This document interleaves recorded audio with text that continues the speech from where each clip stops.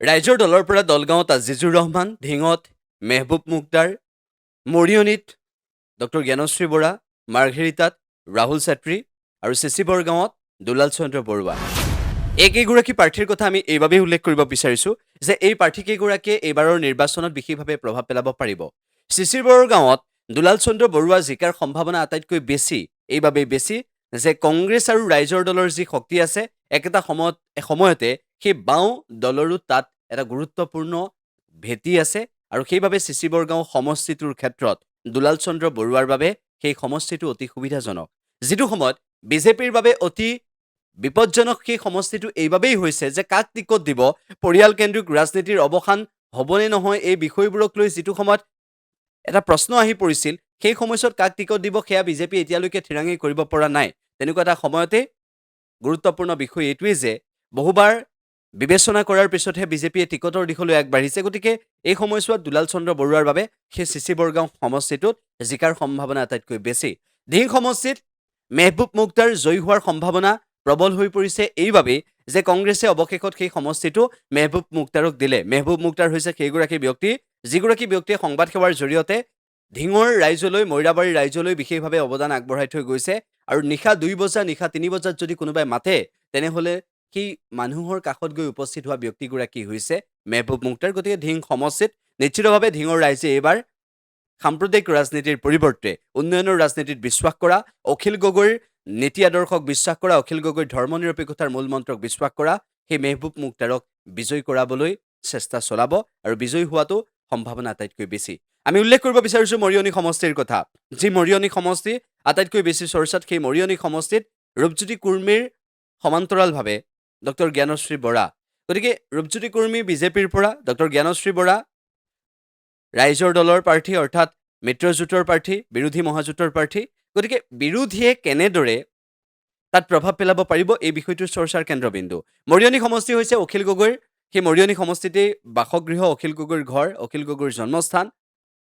গতিকে সেই সমষ্টিটোত এই বিগত সময়ছোৱাত অধ্যাপিকাৰ চাকৰি এৰাৰ পিছত ডক্টৰ জ্ঞানশ্ৰী বৰাই সেই সমষ্টিটোত কেনেদৰে আছে, কেনেদৰে সেই সমষ্টিটোৰ সমস্যাসমূহ উদঙাই দিছে, ছ'চিয়েল মিডিয়াৰ জৰিয়তে সেই সমস্যাসমূহ আগবঢ়াই দিছে, সংবাদ মাধ্যমৰ জৰিয়তে সেই সমস্যাসমূহৰ কথা ৰাইজ যাবলৈ চেষ্টা কৰিছে আৰু ৰাইজৰ কাষত গৈ এই সকলো মৰিয়নীৰ সমস্যাৰ কথা বুজ ল'বলৈ চেষ্টা কৰিছে আৰু এগৰাকী উচ্চ শিক্ষিতা মহিলাক বৰ্তমান সময়ত এনেদৰে টিকট প্ৰদান কৰাৰ পিছত, ৰাইজৰ দলে টিকট প্ৰদান কৰাৰ পিছত বিজয় নিশ্চিত হোৱাৰ সম্ভাৱনা আছে এইবাবেই যে ৰূপজ্যোতি কুৰ্মীৰ যি ভাৱমূৰ্তি সেয়া অত্যন্ত নিৰাশাজনক আৰু তেনেধৰণৰ ভাৱমূৰ্তিৰ এগৰাকী ব্যক্তিক বিধায়ক হিচাপে প্ৰক্ষেপ কৰিবলৈ, বিধায়ক হিচাপে বিধানসভালৈ পঠিয়াবলৈ, জনপ্ৰতিনিধি হিচাপে বিধানসভালৈ পঠিয়াবলৈ কোনো কাৰণতে সমষ্টিৰ অধিকাংশ শিক্ষিত লোক আগ্ৰহী নহয়। এই বিষয়টো সেইবাবেই চৰ্চাত আহিছে। মাৰ্ঘেৰিটাৰ প্ৰেক্ষাপট দাঙি ধৰিব বিচাৰিছোঁ ৰাহুল ছেত্ৰীৰ প্ৰসংগ। ৰাহুল ছেত্ৰী হৈছে সেইগৰাকী যুৱক যিগৰাকী বি বৰুৱা মহাবিদ্যালয়ৰ ছাত্ৰ একতা সভাতো আছিল, যিগৰাকীয়ে ডিব্ৰুগড় বিশ্ববিদ্যালয়ৰ ছাত্ৰ একতা সভাতো গুৰুত্বপূৰ্ণ দায়িত্ব পালন কৰিছিল। কিছু বিতৰ্কৰ সৃষ্টি হৈছিল যদিও সেই বিতৰ্কৰ ক্ষেত্ৰত ৰাহুল ছেত্ৰী দোষী নে নিৰ্দোষী সেয়া প্ৰমাণ হ'ল। গতিকে ৰাহুল ছেত্ৰীৰ ক্ষেত্ৰত এইবাৰ এই সমষ্টিটোৰ বাবে অতি গুৰুত্বপূৰ্ণ এইবাবেই যে মাৰ্ঘেৰিটা সমষ্টিত প্ৰদ্যুৎ বৰদলৈৰ পুত্ৰ প্ৰতীক বৰদলৈক যেতিয়া টিকট প্ৰদান কৰা হ'ল, সেই প্ৰদ্যুৎ বৰদলৈৰ পুত্ৰ প্ৰতীক বৰদলৈ অৱশেষত নিৰ্বাচনত প্ৰতিদ্বন্দ্বিতা নকৰে। এইবাবেই নকৰে, পিতৃয়ে বিজেপিত যোগদান কৰিলে আৰু দিছপুৰ সমষ্টিৰ পৰা পিতৃয়ে নিৰ্বাচন খেলিব। গতিকে এনেকুৱা এটা সময়ত সেই প্ৰতীক বৰদলৈৰ বাবে সেই সমষ্টিটোত খেলাৰ জটিল হৈ পৰিছিল আৰু অৱশেষত ৰাহুল ছেত্ৰীয়ে যে উমৈহতীয়া প্ৰাৰ্থী হ'ব সেই কথা ঘোষণা কৰিলে। ৰাহুল ছেত্ৰীৰ বাবে আটাইতকৈ ভাল কথা এইটোৱে যে ভাস্কৰ শৰ্মাক প্ৰত্যাহ্বান জনাব পৰাকৈ সেই সমষ্টিটোত আটাইতকৈ শক্তিশালী প্ৰাৰ্থীগৰাকী হৈছে ৰাহুল ছেত্ৰী। এইবাবেই ৰাহুল ছেত্ৰীৰ নাম আমি উল্লেখ কৰিব বিচাৰিছোঁ যে ৰাহুল ছেত্ৰীয়ে সেই সমষ্টিটোৰ ক্ষেত্ৰত ইতিমধ্যে গোৰ্খা ভোটাৰসকলে ৰাহুল ছেত্ৰীক আদৰি লৈছে। গাঁৱে গাঁৱে ৰাইজ গৈছে, গাঁৱে গাঁৱে ৰাইজে টকা আনি ৰাহুল ছেত্ৰীক সহায় কৰিব বিচাৰিছে। এনেকুৱা ধৰণৰ সকলোৱে কথা ক'বলৈ চেষ্টা কৰিছে যে টকা খৰচ নকৰাকৈ, নিজে টকা খৰচ নকৰাকৈ, ধনবল বাহুবল প্ৰদৰ্শন নকৰাকৈ কেৱল এগৰাকী কৃষকৰ সন্তান হিচাপে নিজৰ সেই ৰাজনীতিৰ প্ৰতি থকা ধাউতিৰ কেনেদৰে প্ৰকাশ কৰিব বিচাৰিছে ৰাহুল ছেত্ৰী আৰু ৰাহুল ছেত্ৰীৰ দৰে এগৰাকী যুৱকক যদি মাৰ্ঘেৰিটা সমষ্টিত বিজয় কৰায়, তেনেহ'লে নিশ্চিতভাৱে বহুখিনি ৰাইজৰ উপকাৰ হ'ব এইবাবেই যে ৰাইজৰ কাষত থকা এগৰাকী যুৱক। আমি এবাৰ উল্লেখ কৰিব বিচাৰিছোঁ দলগাঁও সমষ্টিৰ কথা।